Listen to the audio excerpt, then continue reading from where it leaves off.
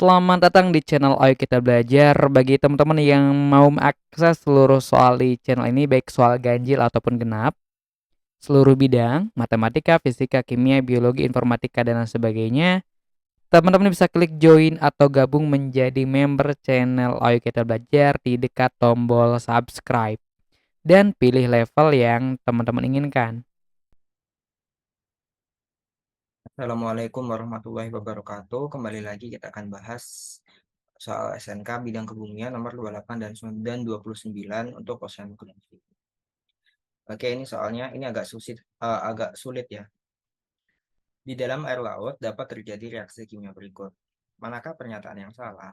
Ya, kita bahas dulu untuk yang nomor satu. Jadi nomor satu ini sebenarnya untuk keseluruhan, reaksi kimia ini berkaitan dengan proses pelarutan karbon dioksida dalam air laut dan pembentukan asam karbonat. Di sini merupakan bagian dari proses yang dikenal dengan pengasaman lautan atau ocean acidification. Nah, untuk yang nomor satu, CO2 dengan EQ atau gas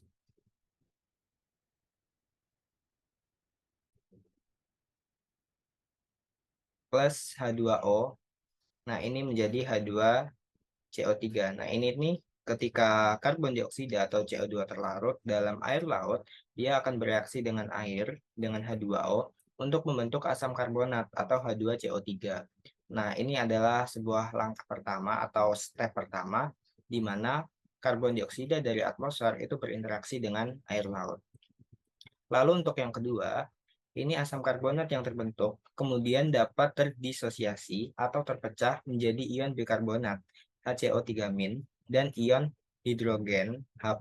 Nah, pelepasan ion H+ ini meningkatkan keasaman air laut atau menurunkan pH-nya.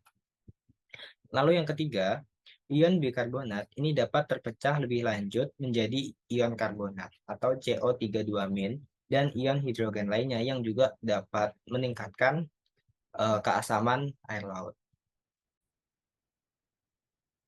Nah, contoh terjadinya proses ini ketiga ini adalah fenomena pengasaman lautan. Jadi, ketika karbon dioksida dari atmosfer yang meningkat akibat aktivitas manusia itu larut dalam air laut. Nah, reaksi-reaksi ini terjadi dan menyebabkan penurunan pH air laut. Oke, lanjut kita akan bahas opsi satu persatu. Di sini kita nyari pernyataan yang salah, berarti kita nyari yang salah ya. Oke, opsi A. Reaksi tersebut terkait dengan fenomena pengasaman air laut. Nah, ini benar. Jadi, reaksi ini tuh menunjukkan gimana CO2 atau karbon dioksida yang terlarut dalam air laut itu membentuk asam karbonat yang kemudian melepaskan ion hidrogen dan menyebabkan peningkatan keasaman atau penurunan pH air laut. Jadi ini benar terkait dengan pengasaman air laut. Terus yang kedua, yang B, CO2 dapat terlarut dalam air laut. Nah, ini juga benar. Nah, CO2 dari atmosfer di yang ini, nomor satu. CO2 dari atmosfer ini larut dalam air laut. Nah, proses ini tuh bagian dari siklus karbon global. Jadi ini benar juga. Lalu yang C, ion bikarbonat dapat terpecah menjadi ion karbonat. Ini juga benar. Seperti yang ditunjukin di reaksi nomor 3 ini, ion bikarbonat ini bisa melepaskan ion H+ dan membentuk ion karbonat CO32-. Jadi ini juga benar. Terus yang opsi D, dengan terproduksinya proton atau H+, maka pH air akan meninggi. Nah, ini salah.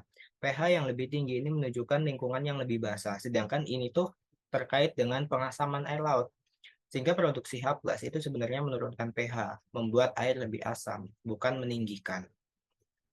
Terus opsi E, proses tersebut dapat menyebabkan penjenuhan karbonat pada air laut. Nah, ini juga benar.